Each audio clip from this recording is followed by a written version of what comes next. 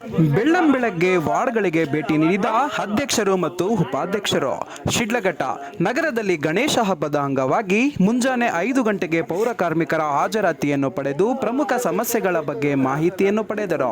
ಈ ವೇಳೆ ಮಾತನಾಡಿದ ನಗರಸಭೆ ನೂತನ ಅಧ್ಯಕ್ಷ ವೆಂಕಟಸ್ವಾಮಿ ಅವರು, ಪ್ರತಿಯೊಬ್ಬ ಪೌರ ಕಾರ್ಮಿಕರು ತಾವು ಕರ್ತವ್ಯ ನಿರ್ವಹಣೆ ಮಾಡುವ ಸಂದರ್ಭದಲ್ಲಿ ಎಲ್ಲ ರೀತಿಯ ಮುನ್ನೆಚ್ಚರಿಕಾ ಕ್ರಮಗಳನ್ನು ಪಾಲಿಸಿ, ಜೊತೆಗೆ ಗಣೇಶ ಮೂರ್ತಿಗಳನ್ನು ಇಟ್ಟಿರುವ ವಾರ್ಡ್ಗಳಲ್ಲಿ ಸ್ವಚ್ಛತೆಯನ್ನು ಮಾಡಬೇಕು.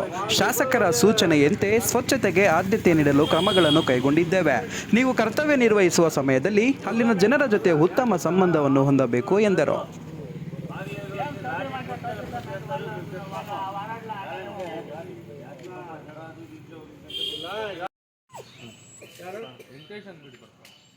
ಯಾರು ವೆಂಕಟೇಶ್ ಅಂತೇಳಿ ನಮ್ಮನೆ ರೋಡ್ ಕಡೆ ಏನಾಗಿದೆ, ಏನು ಕಾರಣ?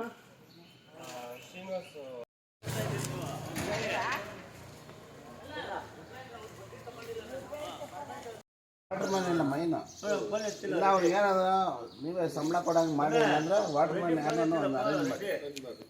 ಈಗ ಟೆಂಡರ್ ಕಾಲ್ ಮಾಡಿದ್ದೀವಿ. ಟೆಂಡರ್ ಸರ್ ಅದು 5 ವರ್ಷ ಆಗೋಯ್ತು. ಟೆಂಡರ್ ಕರೆದು ಈ ವಾರ್ಡಲ್ಲಿ ಪಾಪ ರನ್ ಮಾಡ್ತಾ ಇದ್ದೀನಿ, ಇದ್ರಲ್ಲಿ ನಾವು ಮಾಡ್ತಾ ಇದ್ದೀವಿ. ಬೆಳಗ್ಗೆ 6 ಗಂಟೆಗೆ ಬಂದು ಮೋಟ್ರ್ ಬಿಡಬೇಕು ಅಂತ ರೋಡ್ ಫೋನ್ ಎತ್ತಾ ಇಲ್ಲ.